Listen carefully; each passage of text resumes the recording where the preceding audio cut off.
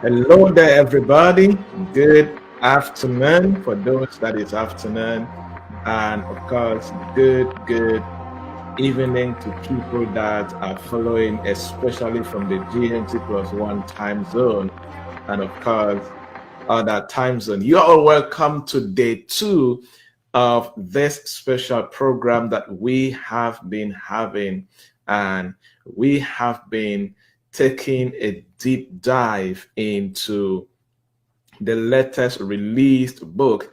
It has been like a master class combined, and of course, with a book review, if you may put it that way. So we have been looking at from yesterday, this is day two. So if you're here for the first time, please, when you're done with this day two, go back and watch day one because we're doing a progressive kind of teaching and book review of the book Hiring Your Kids, Saving Taxes, and Building a Legacy.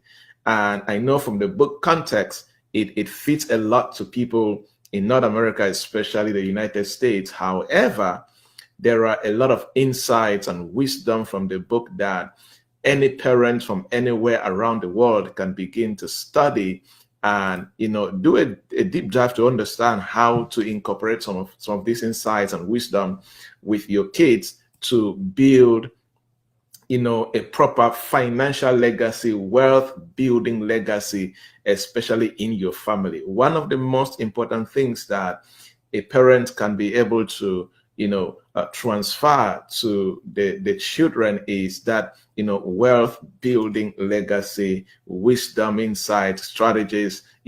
This is how we did it, and this is what you can start doing in your own dispensation. And we have been having a great time from yesterday with the amazing Dr. Lilly Binglo. And if you know her, you know that she's good at what she does. She is exceptionally good at this. And you need to sit down and just go through some of the things that she's always talking about, from taxes to building a business to leadership to strategy and what have you. So without much delay, let me bring on stage Dr. Lilly, who is here with me, and she is the latest author in town, and we have been breaking down her newest book just kind of a few days on Amazon, and we've been looking at how to hire your kids, save taxes, and building a legacy. So while we are getting set to start, please comment where you are joining us from. I see some people indicating already. Comment your city and your state or your country, and let us give you a special presidential shout out. Okay. All right. So welcome on stage, Dr. Lilly. How are you doing today? I'm doing great. So excited. We're on day two. Anyone who missed yesterday, I hope they go back and watch yesterday's episode, if I'll call that, or session. It was really good, and I couldn't be more excited for today. Absolutely. All right. So before we get into the proper discussion, let me just kind of do a brief introduction, and especially new people who Dr. Lilly is, so that you are not wondering, why should I sit down for the next few minutes and listen to this lady, right? So let me give you a brief introduction. She is a licensed CPA, and not just that, she's really an industry leading CPA with extensive experience, not just running her own business, but both from corporate America, now running her own business. Not only that, she is you can what they say an academician, right? She is an accounting professor with the prestigious Regent University, where she lectures accounting courses and also raising fresh CPAs and accountants for the marketplace. And she specializes in serving people, individuals, businesses, non-profits, and churches, and what have you. So you can check out the ARC NPS, a CPA firm, and not just that, but an award-winning, respected, celebrated CPA firm. It has been ranked number one certified, public accountants in Chesapeake, Virginia by Business Rate, and of course, number one best accounting firm again by 3 best rated organizations. So you need to be part of them if you run a business in the United States. And it's good to have people already from Chicago here. Welcome from Bismarck. Welcome, welcome. Good to have everybody so far. All right. So again, get your journals, get your pens, because trust me, you will have a lot to take down. And don't worry, you can always get the book and have a proper synopsis or detailed explanation of every strategy. So that is the book, Hire Your Kids, Save Taxes, and Build a Legacy. All right, so get the book on Amazon, and trust me, it'll be one of the best things that you can get on Amazon. So please, you can just scan that code right there, that QR code, and you get the book, How Your Kids Save Taxes and Build a Legacy. So today we're going to cover very exciting stuff that will enable anybody to understand where to start, what to keep doing, what to stop doing, and maybe what to scale. And before we get into the nitty-gritty, maybe a few technical stuff, let us start from a lighter note. And when you read the book from, let's go back to the introduction, there is a phrase that you used. You said that parents, you are calling parents CEOs of household. And that was so good. It was so good to me. And I was wondering, why was it important for you to frame everyday mothers, everyday fathers as business leaders instead of just caregivers to their kids? Why did you frame them that way? Oh, I love that. And that was put on purpose, right? Because sometimes when we think of, of making a home or building a family, we don't realize how aligned it is with actually running a business or an organization or a corporation, right? A CEO is a chief executive officer, which means this is someone who is in charge of making decisions, of working with different parties to make sure that we're on the same page. Not just having the vision, sometimes they can get the vision from the board or the Lord, but being able to execute it and making sure that everyone understands what their roles are, right? Exactly. And so both the father and the mother here play that role very effectively when they're raising their kids, because every family needs to have that vision. And so when you think of parents who are in business, they are also CEOs in their households. They have to make sure that there's a vision that everyone can capture. They have to raise kids that not only align with this vision, but also with the purpose that God created them for. When you hire a CEO, there's a purpose for hiring them, right? They have to execute.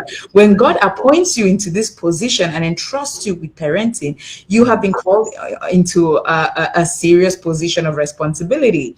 And so being able to execute in that makes you the CEO of your household. Absolutely. And with that in mind, finding ways to bring your kids on board, right? So you're both the CEO at your business and at the home, and finding ways to bring your kids on board while building a legacy that will outlive you is where it all comes together. Absolutely. Awesome. That is so good. That is so good. Good to see Lemma from Cameroon. Good to see Christian, Gone Christian, the influential Gone Christian. Good to see you. I hope you're going to get a copy, my brother. Oh, absolutely. I told him I'll go for adoption. He has not responded to me. Awesome. All right. Now, another question on a lighter note before I get into some serious stuff. Because when I was reading the book, one of my friends watched this and he was like, I didn't know you could host a book launch like that. I'm saying, only Dr. Lilly can bring that out of me.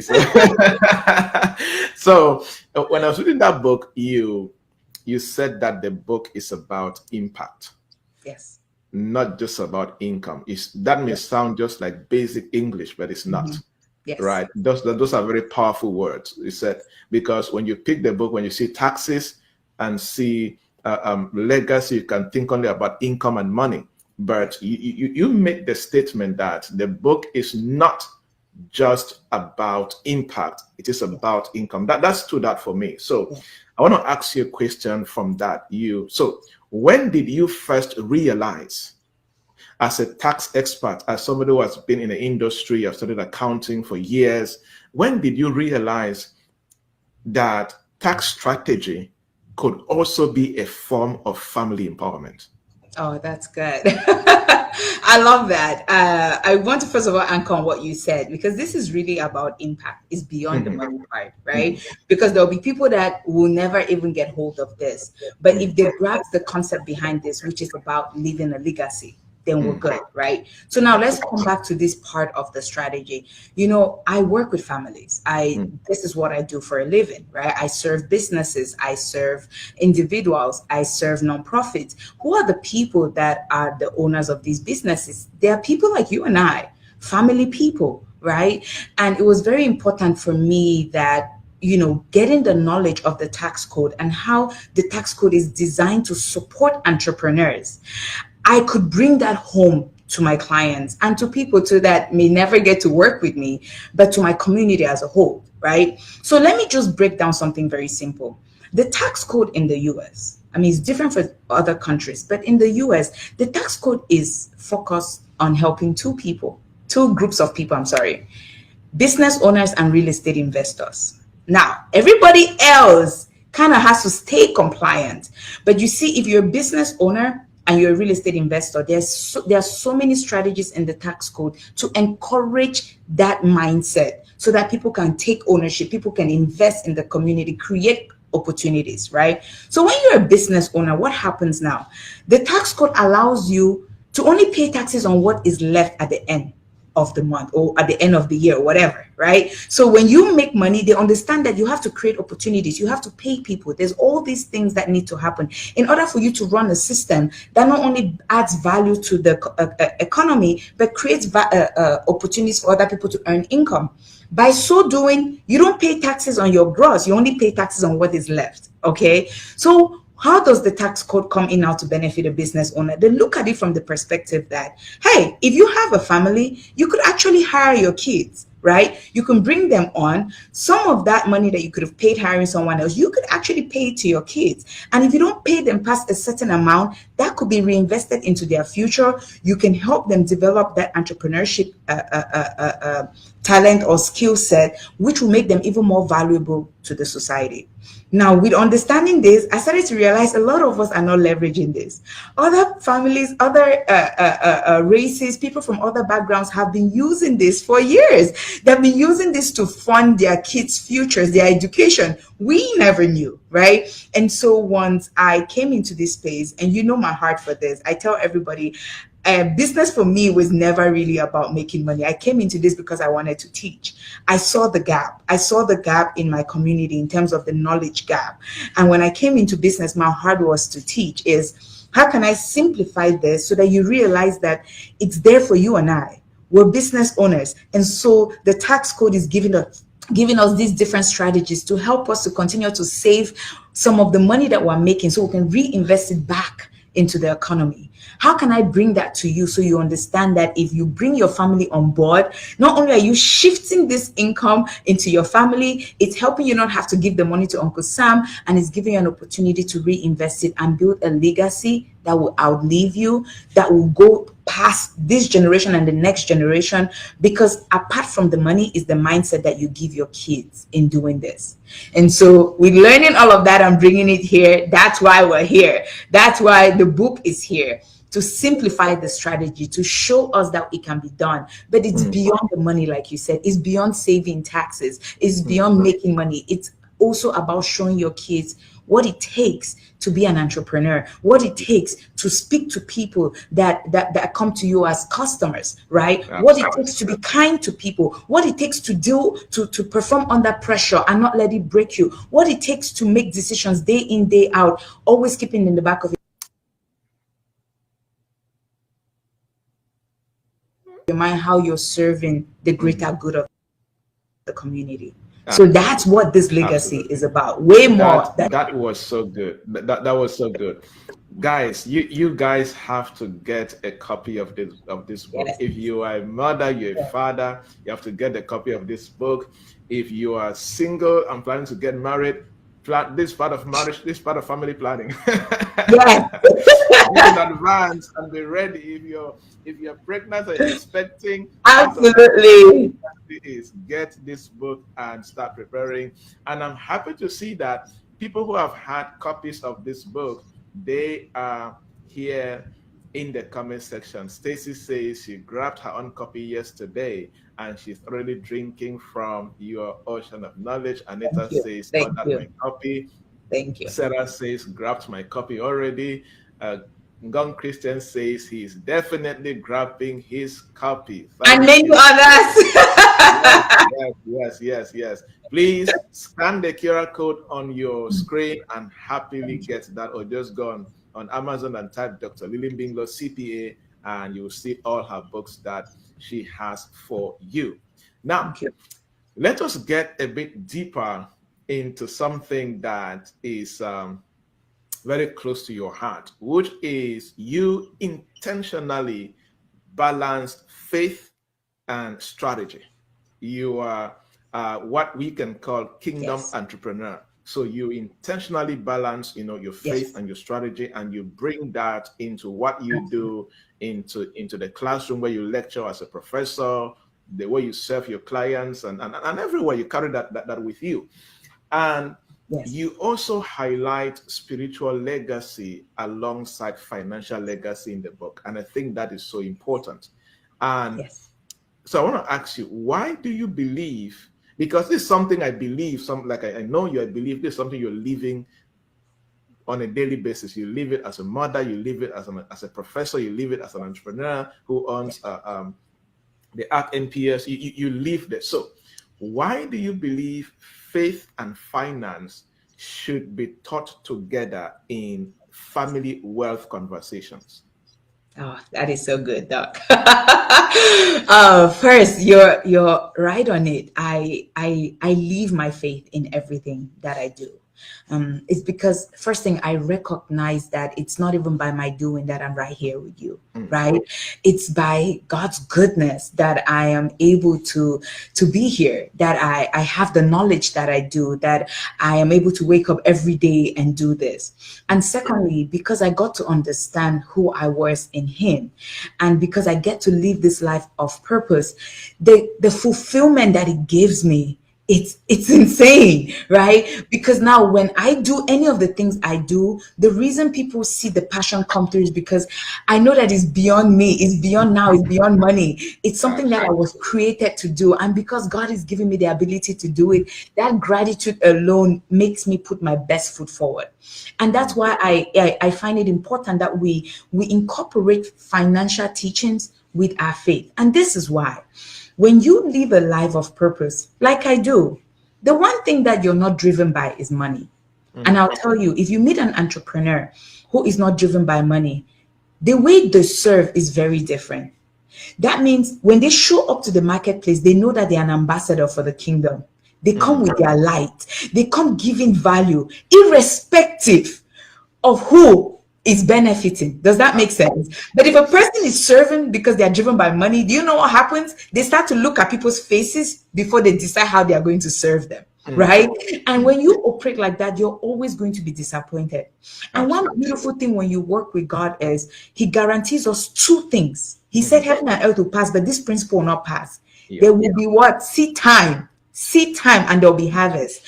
And what happens now when you operate with the principles of our faith is you recognize I have to plant.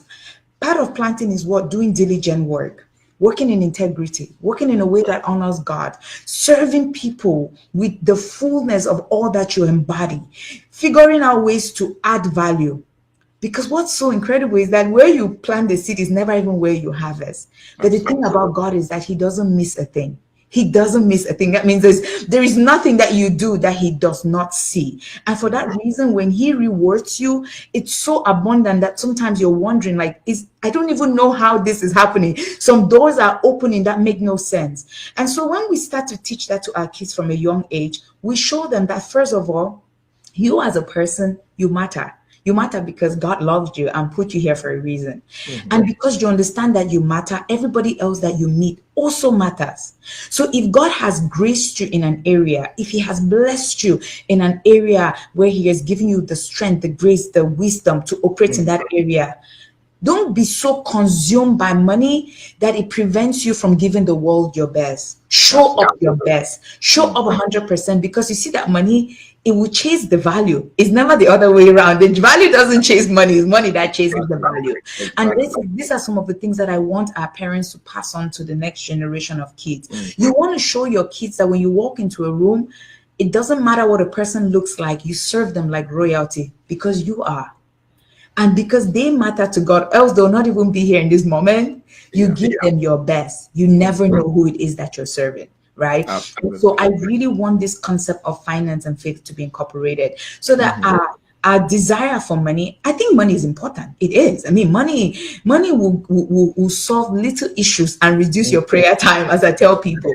But money can never become too important that it prevents you from honoring God in the way you talk, in the way you serve, in the way you show up, and in the way you add value.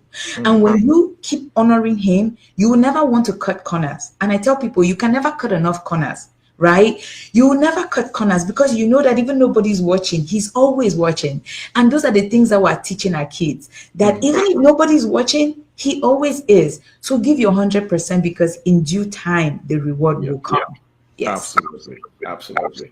That is so good. That is so good. Now, one thing that really stands out in this book is how almost in every chapter, there is a step-by-step procedure on what to do so that no parent can really be just confused with the details, right? And that's one thing I love about the book. There's a step-by-step procedure that really demonstrate that, hey, based on the focus of this chapter, if you follow these steps, you can be able to apply this yourself. Now, my next question is, I want to ask a question around payroll and documentation in the sense that maybe some parents might be watching and they're wondering, do I really need a payroll software for my child, right? And so how can you advise a parent to balance that formal system that they may have in mind with keeping things very practical and family friendly at the same time? How can they balance that thought of, oh, do I need a payroll software to manage that? How do I ensure that, you know, when I'm dealing with my kids in the business, there is still that family friendly atmosphere around the business? I love that. Oh my God. Oh no, you're so good, man. You're so good. Okay. So for those that might have missed yesterday, it's important that I explain what this strategy is so I can effectively answer. Is it effectively answer? I can answer your question really well. Okay. So let me talk about what this strategy is. For parents who are in business, okay, what this entire strategy of hiring your kids is that if you hire your kids to work in your business and they're doing legit work and you do not pay them over the standard deduction, your standard deduction is what the IRS allows you to be able to write off as a typical expense a person in a certain group would have in a year, whether you're single, you're married, or you're a single parent head of household. Okay, so if you pay your kids the standard deduction for a single person and you don't go over that, the IRS allows you first to be able to deduct that money as a business expense from your business, to pay your child that amount, and your child does not have to file taxes or report that income or pay any taxes on that. Okay, and so the way this works is if your child is under the age of 18, they work for your business, you pay them. For this year, the standard deduction is $15,750.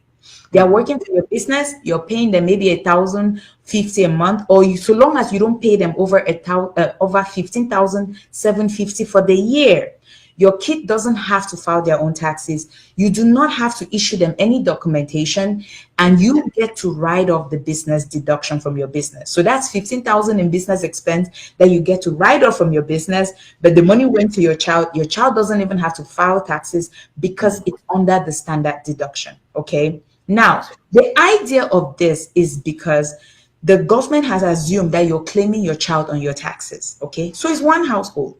So it makes no sense for your child not to be paying payroll taxes when we're one household. But when your child goes past this age, the rules change, especially if you're no longer claiming them on your taxes. Now, Doc was asking that, okay, because you're paying your child and that's your child, you're paying them from your company, and do you, and you don't want to deal with the complexities of running payroll for them. How do you deal with this? Okay, so I will have to specify that how you pay your child depends largely on how your business is set up. Okay, so if you're a sole proprietor or you're a single member LLC, most of us here have LLCs, and you're a single member LLC, that means it's in your name. Or if you have an LLC of multi-partners, which is husband and wife, which means you and your spouse, both parents of the child. In these categories, when you hire your child, you pay your child directly. You don't have to issue them any documentation, especially because you're filing taxes with this child. The goal behind this, again, is that your child is on your personal taxes. You're reporting your business income and expenses as a sole proprietor or a single member LLC on your personal taxes. Okay. Now, when you are set up as a corporation means it's an entity that is separate from you as the individual, which means those benefits you're having with your child as parent and daughter or son no longer exist, because the corporation has a mind of its own. It goes into contracts, it hires, and all of those things. So in that case now, instead of paying your child, you can still pay your child directly, but you have to run payroll for them because they're being hired as an employee of the corporation that is not factoring whether you're the parent or not. All right. There's another corporation which is called the S corporation, which is not a business entity structure. It's an IRS election, which means it's a way that you tell the IRS to treat your business. It has a lot of advantages, but the idea behind it is that you're telling the IRS to treat you and your business as separate from each other. Okay. Now, so when you have this situation of the S corp and the C corp, both businesses are separate from you as the parent. You now have to do payroll for your child. So coming to your question, if I wanted to simplify things and not have to run payroll, I will make sure that my business is either a sole proprietorship, I'm a single member LLC, or if I go into a partnership, it's between me and my spouse. So that way, we don't need to run payroll to pay our child. We can do direct deposits to the child. But now, if we are set up as a corporation, which is completely separate from us, the parents, then if we pay the child, we do have to run payroll because they are now an employee of the company. However, if the child doesn't still make over the standard deduction, the child does not need to file taxes. So if you make less than the standard deduction, in this country, generally, you don't need to file any taxes, if that makes sense. Then you as the business has to pay them and you have to withhold taxes. Meanwhile, in those other entities, you didn't need to withhold any taxes. Nice. Yes. That was so good, guys. You see, you just have to get the book. This book is so good. This book is so good. There is a paragraph I saw that is the second paragraph in chapter 6. It was just so nice for that it can just shift the mind of every parent. And you said in that paragraph that your child's paycheck isn't just income. Yes. It is a tool to teach financial literacy, yes, launch generational wealth, yes, and raise financially free adults. Yes. That is such a profound,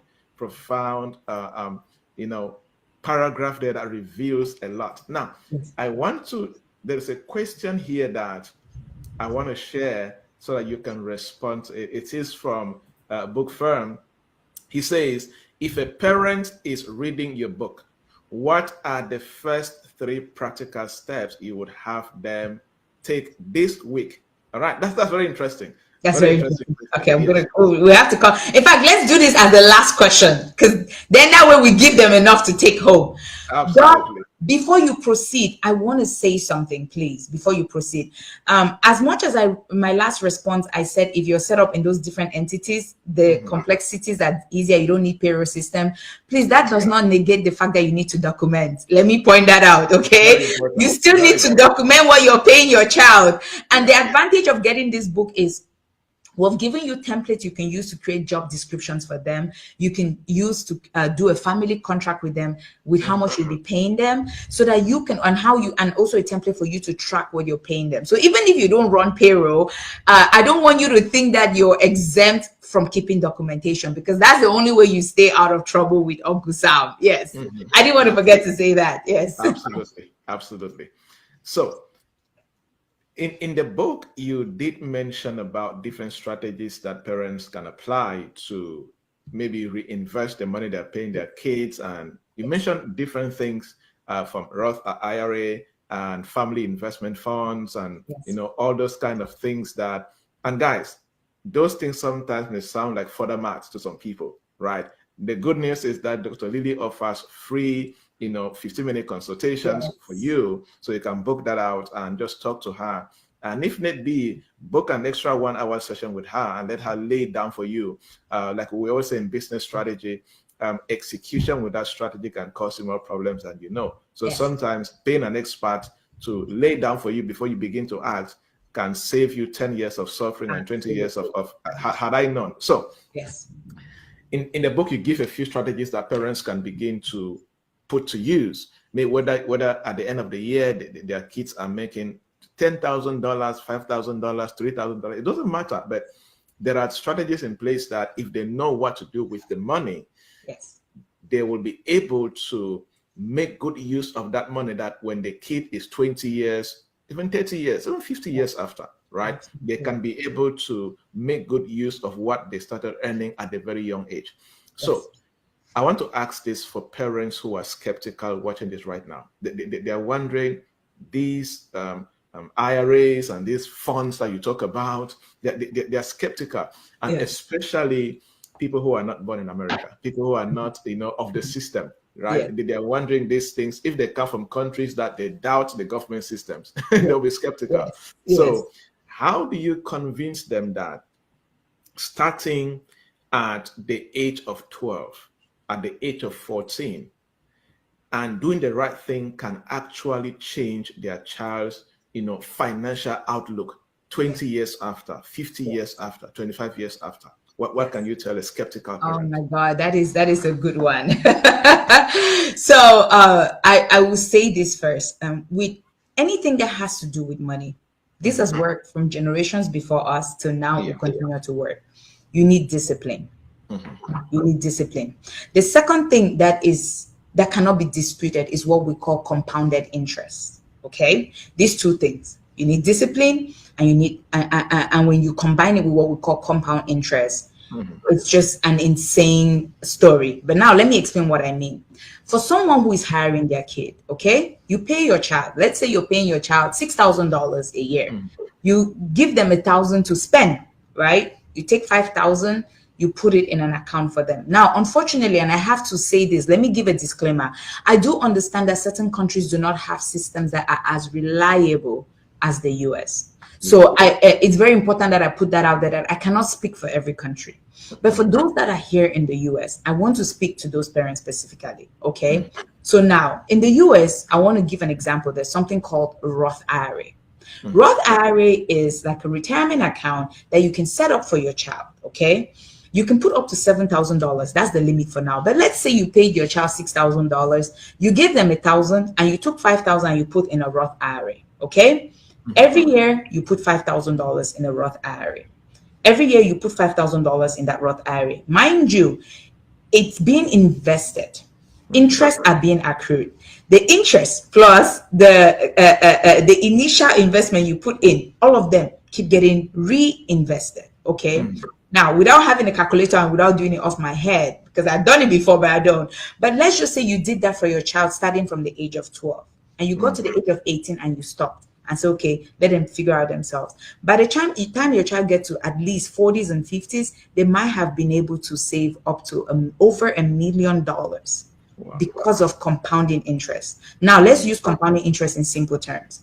You have $100 that is being compounded at 4%, okay? 4% of $100 is just $4. Doesn't look like a lot, okay? But now when you add that $4, the next time you're doing compounding interest, you're doing it on what? On $104, okay? When you take that, you add it again to the next one, It doesn't look like a lot. And then remember, we said every year you're adding that money while you're hiring them. Okay, so each year you're adding another 100 in addition to the 104 that is continuously being reinvested and is compounded. You see how over time that can result to a significant amount of return on investment. Okay, now what's great about a Roth IRA? A Roth IRA is an account that is set up with after-tax money, which means it's money that taxes has been taken out of and invested. So when your child gets to 50 and is taking out that 1 million or more, do you know they don't have to pay taxes on that at all? So imagine the power of this. But two things needed to happen. You needed to be disciplined enough to put that money and not touch it. Exactly. You needed to embrace the power of compounding interest. And that's why we encourage you to start early. That's just one way.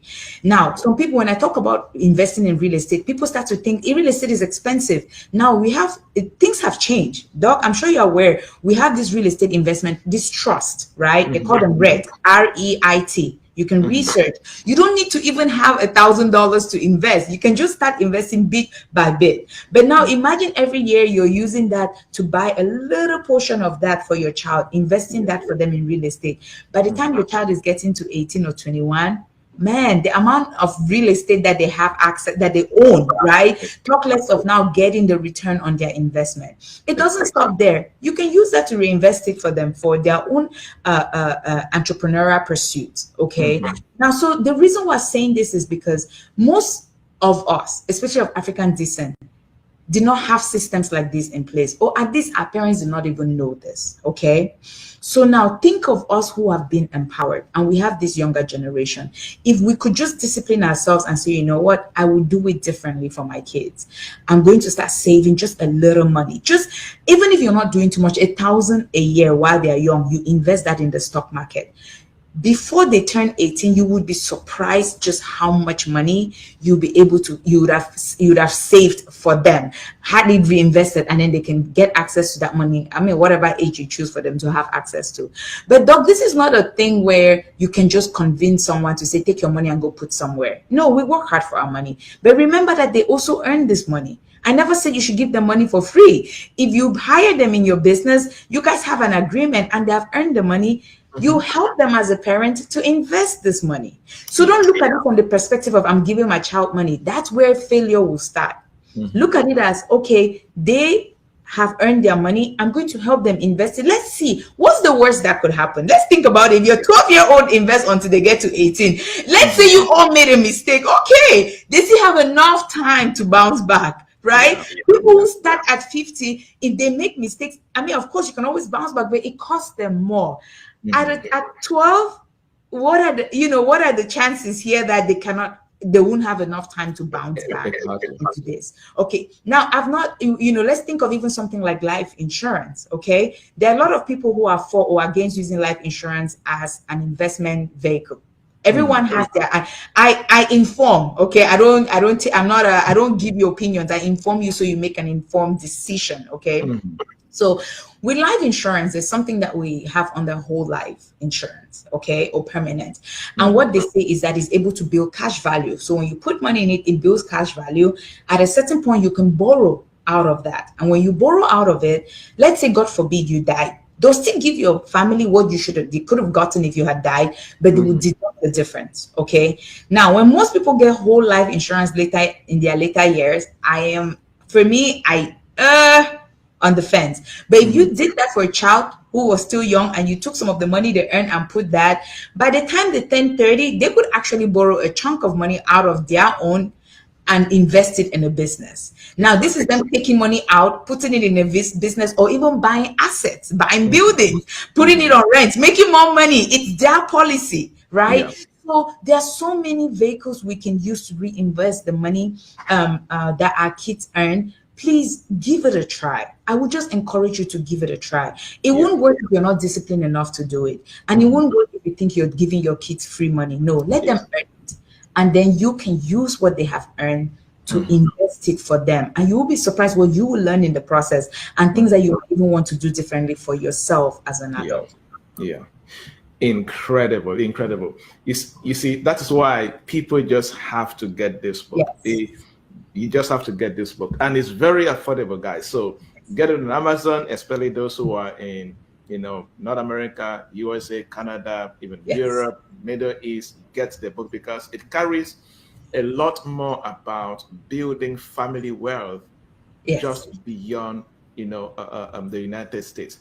Well, because when I was studying this book myself, it again it goes beyond taxes. Although the title is Hire Your Kids, Save Taxes, and Build a Legacy, it goes beyond that. When I was studying it, one thing that my mind was picking out, or I could see, was that I could see how it encourages, the right financial structure within the family. Yes. Number two, I could see how it teaches, parents how to encourage financial stewardship. Number Yes. three, I could see financial systems. And as somebody who, spent some time in this industry across different things, show me any human being, show me a family that they can put financial structures, they can encourage financial stewardship, and they have proper financial systems. That family cannot end up broke. Yes. It doesn't matter where you start. And Yes. if you do your research on finances, you'll notice that most people that end up struggling financially, or for example, popular research, people that win lottery, over 90% of them end up broke Yes. because they suddenly become rich. They became rich suddenly. So money came into a life that there were no structures, Yes. zero stewardship. They cannot steward that money at all. They have no systems in place to do anything. So Yes. when you go through that book, you will learn structures, you will learn stewardship, you will learn systems, and transfer that to a child. Yes. That child will survive anywhere because Yes. they have something in them that will enable them to survive. Now, with that understanding in mind, with what I saw, the question I want to ask you is, what can you say to a parent watching this?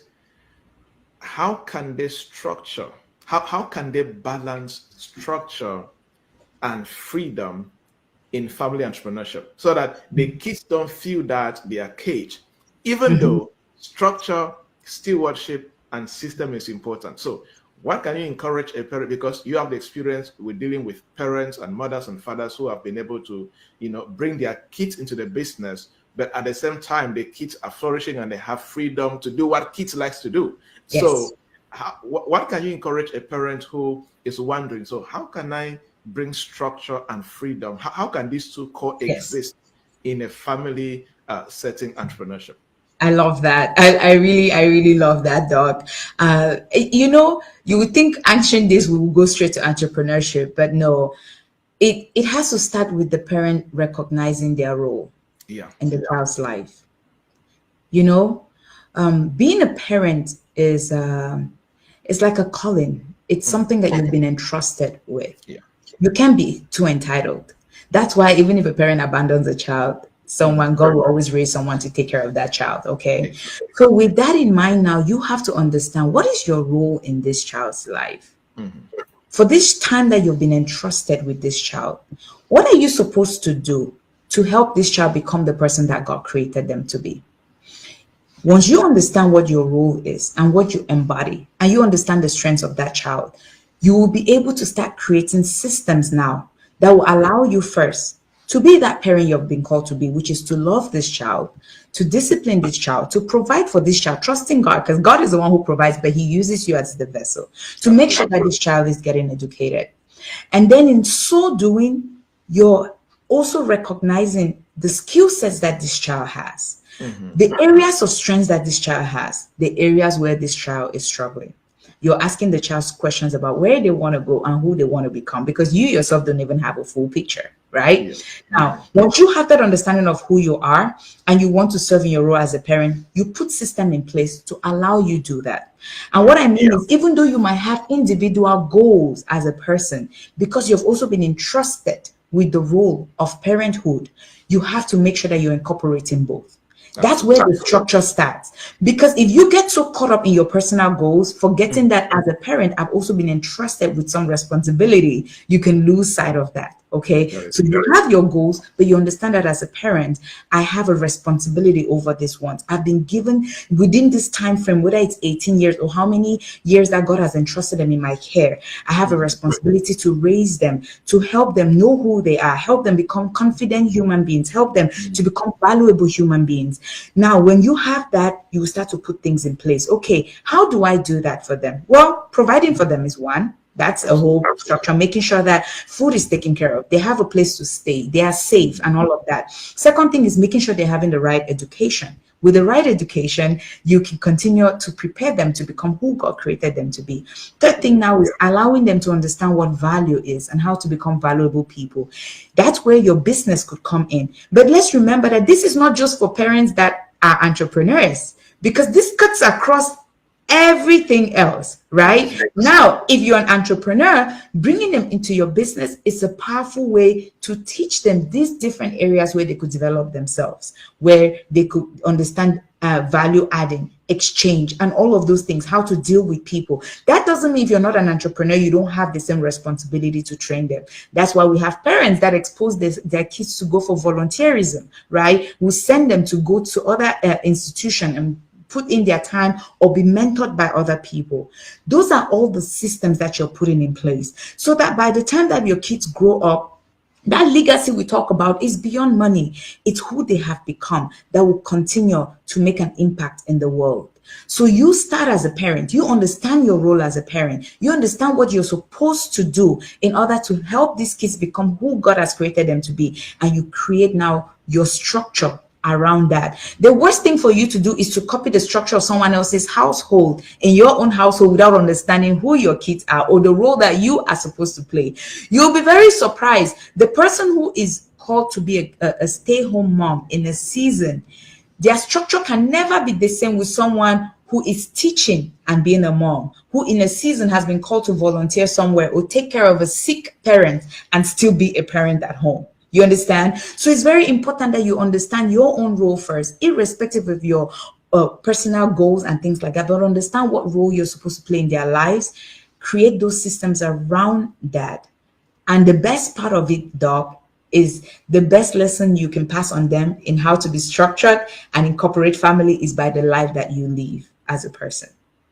The love that you show them, how you exemplify authentic a living or a life of integrity, a life of structure in your own self, doing the things that you said you're going to do that way. So when you bring it to them, they know that we're around someone who always does what they say they will do, who operates in structure, who says they're going to study at this time and they do it, who say they're going to go to work at this time and they do it. That living that life is the best way you can incorporate structure and family. That is so good. That is so good. We have been here for 50 minutes, so it means we have 10 minutes to go. And trust me, I have more questions to ask than I have time. When I was reading the book and preparing for this, it's like after every paragraph, I have a question for you. Yes. So that is how good the book is. I'm just trying to say how good the book is. So if you are here and you want to establish your family the right way, especially when it comes to, finances, yes, and transitioning that good legacy for your child, trust me, it will be one of the best things that you can do. So we'll try to answer. I'm going to skip some questions. So we'll answer 3 questions I think that are important, and then we can answer questions from the audience. So if you're watching, you have a question, please feel free to drop it in the comment section. And if you also feel that your questions are too technical and you want to have a Zoom session with Dr. Lilly, she's so generous that she's giving 15 minutes of her time for free, as at her level, at the expertise she commands. She gives 15 minutes for free just to answer your pressing questions one-on-one. So you can do that, send a DM on LinkedIn, on Facebook, and you receive a link to have that scheduled and have a meeting with Dr. Lilly. Now, in the book, when I was reading the book, you mentioned, amazing, let me say, business words like, the Augusta rule, that is renting your home to your business. You also mentioned, board of directors. So Yes. you include all these amazing business terms. So here's my question. Here's my question to you. How can a small family, let's say my wife and I and our daughter, very small family, right? How can a small family start thinking like corporations? We are here, but from the book, you're encouraging us to think here. So Yes. to avoid being overwhelmed, how can, even though we're still down here, how can we start thinking from here, even though we're down here? So how can small families watching this start thinking like corporations without losing, that family flair or that family lifestyle or that feeling of overwhelmed? How can we start small, even though we are Yes. supposed to be thinking from that level? To give them there. I like that. I like that. So for someone who might be wondering where Doc got those, so in the book, I provide additional tax strategies for families. Okay, Yeah. and just different ways that families can leverage the tax code to save on taxes and continue their wealth building and legacy building. One of them is that you could actually rent your home to your business for 14 days, right? And your business will pay you for that time. Your business will take the deduction, but you don't have to report the income. Okay. So I could rent my home to my business for masterminding, for board meetings, and all of those things. So long as it's not over 14 days, I get to invoice my business. My business pays me that money, and I don't have to report it to the IRS because it's under 14 days. Okay. So now, one of the other strategies I pointed was, as a family, you can set up yourselves, you can set a board of director or a board of advisors.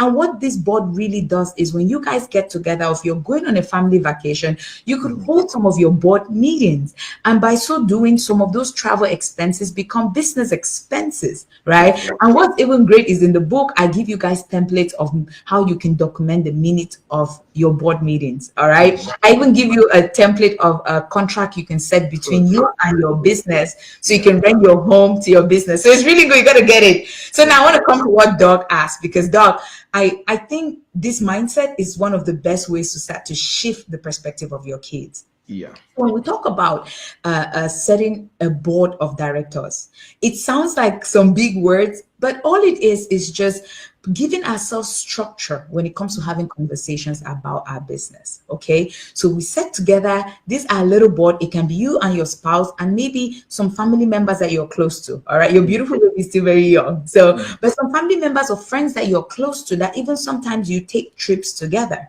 You bring them on, and then you can pick on their brains on, ways that you can improve your business. Okay, Doc, you're an internationally recognized consultant, trainer, you transform businesses. Before going on your next trip, you can hold a board of directors meeting. Okay, I'm going to this country. Do you guys think there are investment opportunities there? How can I expand the brand while I'm over there, right? And you pick on their brains. Now, if you guys did that at your home one evening and you documented what it costs in that area to rent a similar boardroom to hold that meeting, and then now the food that you guys ate and all of those things, these now become business expenses, right? But it just started with you making that decision of incorporating your business, the conversations around your business into family, but giving it structure. That's it. In fact, to be honest with you, every family already holds a board meeting. They just don't make it structured, right? We already hold board meetings. We're just not making it structured, right? I don't know if Christian is still on, but I want to pick on Christian. I saw him post something one time about his daughter. He sent a message to the daughter. She took a screenshot of him, and so he took a screenshot of her. They could hold a board meeting, right? And say, I'm concerned about the privacy of my stuff because I'm a business owner.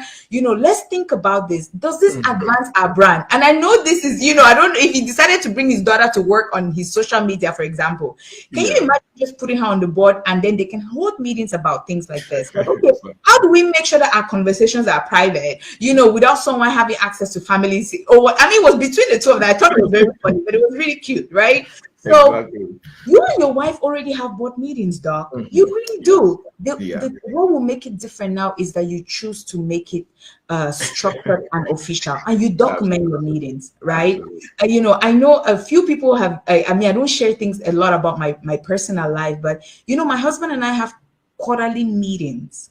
I mean, when it comes to important conversations, we don't have them casually, right? So we have monthly meetings, we have quarterly meetings, we have annual meetings, and we document these things. Okay. So now if we travel and we went somewhere and we had these meetings and we have all the documentation, we talk about our businesses. This is a whole meeting we've just held, the food that we've eaten and all of that. These are all included because we have it documented. So this is not something and we've been doing this for several years now. We have all of these documented. Exactly. So you and your wife are doing that already. All you can do now is make sure that you're documenting the conversations that you're having, the decisions that you're making. So don't just wake up in the middle of the night, honey, I was thinking about this thing. Oh no, we're having a board meeting. We're going to this restaurant. We'll be there at 7 p.m. This was what we talked about. This was the decision we had. Now you just took your wife on the date, but you now have your board meeting over there. It becomes a business expense, right? And you kept money in your pocket. If you want to add more people, you can do that. So you see how easy it is to incorporate that to your family without feeling like it's too much. And doing what you already do. That's so good. That's so good. That's so good. I know you could go on and on and on and on. Guys, you guys just need to. You need to grab the book. You need to get the book. There's a lot in that book. Thank you so much, Aristide, Bernadette Kinyoy. Thank you, Cyril. Thank you, OJ Miller, Vera Avanda, John Etta. John Etta says, I will start holding board meetings with my sons. Yes, you have to. You have to. That's so good. That's so good. Sarah says, what truly sets this book apart is how she weaves in faith, integrity, and family values throughout each lesson. That is somebody who is reading the book already. I can tell. I can tell. All right. Now, time is on us, and I see an important question on asking, but let me try my best. So, towards the end of the book, you close the book by saying that the greatest legacy isn't money, but values and skills that a parent can transfer to the kids.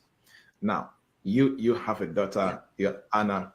If Anna were to interview, if I were to interview Anna 20 years from today, right? What do you hope that Anna would say about the lessons that she would have absorbed, either from working with you in your business directly or from you guys working together on a business idea? What would she say? Oh, that's a good one. So I would hope, based on the things that we already do, that the first thing she would know that all she would have learned all the years is how important it is to honor God in our work, in word, in thought, and in how we treat people. I really hope she would have gotten that. I hope she would have gotten and remembered, how much we prioritize reading and always, rejecting the idea of just hearing words from social media or things without doing research. I hope that will stay with her, because we come, I'm always on half of that. And then the last thing is never making money become a thing that you want to use to brag or prove a point, but for it to only be a tool for you to extend kindness and be more valuable. I hope that these are the three most important things that she tells you guys 20 years from now that she got from others. Yes. All right. I know that is time up. We are supposed to be here for 1 hour, but I must ask this last question, because you guys want to hear this question. You travel across the country, across states and cities. You go internationally to do different things. Yes.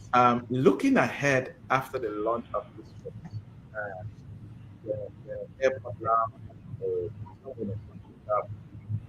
what kind of stories do you hope that parents will help you after seeing you 5 years after applying this book, 2 years after, when a parent sees you that, oh, that's Dr. Lilly?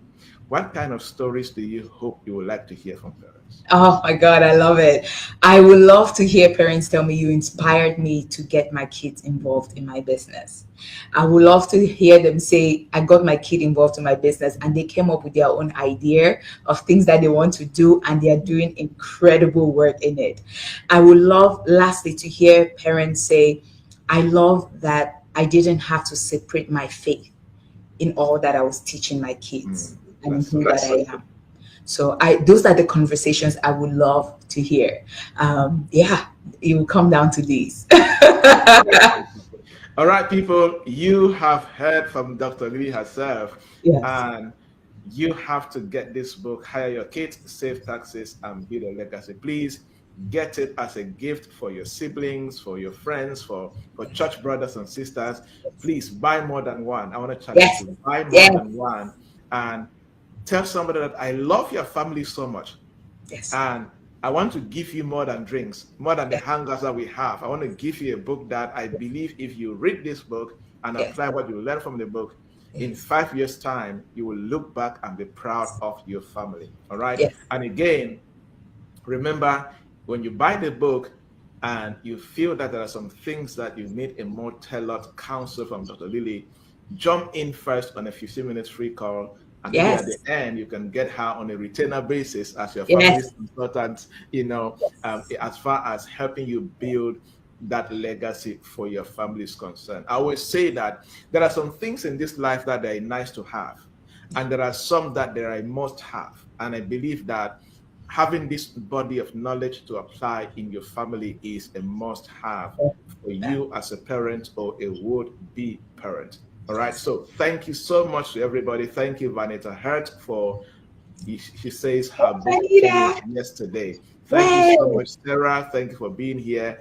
Everybody that if you have purchased the book, thank you so much. Please, if you can go back on Amazon and leave a review, Dr. Lily would really appreciate, I so that let really, others see how impactful the book has been for you, so that Amazon can also push the book for other families. It is not about the money.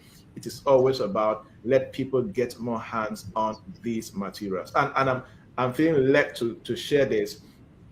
Dr. Lily happily shares these things in communities for free. So if you run a community online, on site, and you want to book Dr. Lily for free, actually, if yes, her schedule permits, she will happily come to your community. yes, She's a very busy woman. She's an academic, she's an accounting professor.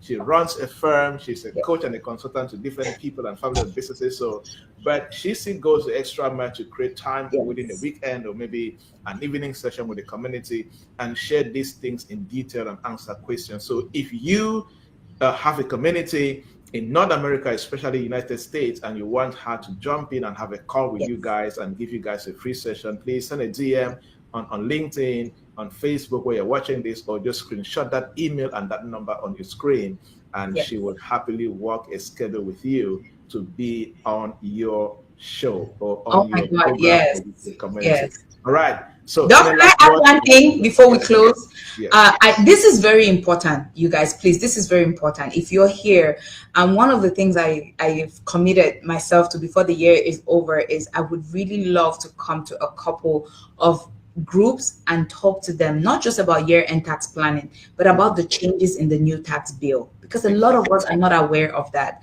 We'll be doing a live session on that here as well. But if you're part of a group, remember, it has to be a group. If you're part of a group that could benefit from this, I am committed to volunteering some of my time. I said that before. I do that now towards the end of the year. I have a number that I want to meet of the number of organizations that I would love to come to and do this. I want to empower our community. There's so much out there we don't know. And I don't take my role for granted, that I've been put in a place where I can understand this and I can simplify it for us to understand so that we can implement it in our daily lives. So if you're part of a group that could benefit from this, I'm more than happy to work out something. Come talk to you guys either about year-end tax planning or, how the new bill is going to affect individuals and businesses. There's such a need in these areas. Please make sure that you leverage. Empty my brain, as I always say. Yes. Absolutely. Absolutely. All right, everybody. That is it for today. We are Yes. meeting next weekend again to handle Yes. another amazing topic, and it will bless you. But please keep getting the book, keep sharing it, and God We bless forgot you. book firm. We forgot book firm. Oh my God, we made a promise. Oh yes, yes, We made yes. a promise. Three things There's a every parent should leave with. yes, Yes, yes. yes. Three There's action a plans you should leave with. yes, Three action plans. Okay. First thing, depending on if you're, that's the question. If a parent is reading your yes. book, what are the first three practical steps that you would have them take this week? Remember, this book is about hiring your kids. Okay. My first step for you as a parent, if you are a business owner, is sit and have a conversation with your kids. Okay. Get to understand their areas of strength and what it will look like if you brought them on board to your business. Exactly. Second, you know, in the course of having that conversation, I want you to ask them the areas that they are interested in. Because there's nothing more beautiful than when you put them in an area they like so you can hone their skills. Okay. So the first thing, have that conversation, figure out their skill sets. That will be my first practical step. Second thing now is for you to go back, look at your own budget in your business, ask yourself, are you able to bring on your child? Because I don't want you to just do this because you want to, you know, take advantage of a tax strategy without putting in the work. Look at your budget for your company. Can you afford to hire your child? And also, do you have the time to be able to train them so they can be efficient at the job? Because again, like I said, if you're going to do this, is for legacy. So this is not just for us to do it because we want to save money. We want to do it right. Okay. And then the last thing, if you ask me, the really last thing is, you know, show them the big picture. Have a conversation with them about the big picture of your business, where you see your own business going, the role that they can play in the business. And if they grab that vision, you could be surprised some things that you might even learn from them. So those would be my three things. Okay. First thing is for you, have that conversation, check if you have the bandwidth or the finances to hire them. And then last thing, sell your vision to them and see if it's something that they can run with, and you'll be blown away by what they could do. Yes, I hope that helps. Yes, that helps. All right, thank you so much, Dr. Lilly. Thank you so much, everybody. That is it for today. Thank you all for joining us, and of course, we will have another great time again next week to look at another business topic that will cause a major shift in whatever that you are doing as a business person. So I want to encourage you all, you may need to go back and of course listen to the masterclass, as you may call it, get the book and get a deep dive in the book. Keep building that dream, keep building that business, keep building that career, keep building that family. No matter what happens, don't stop building. All right, people, God bless you. Cheers.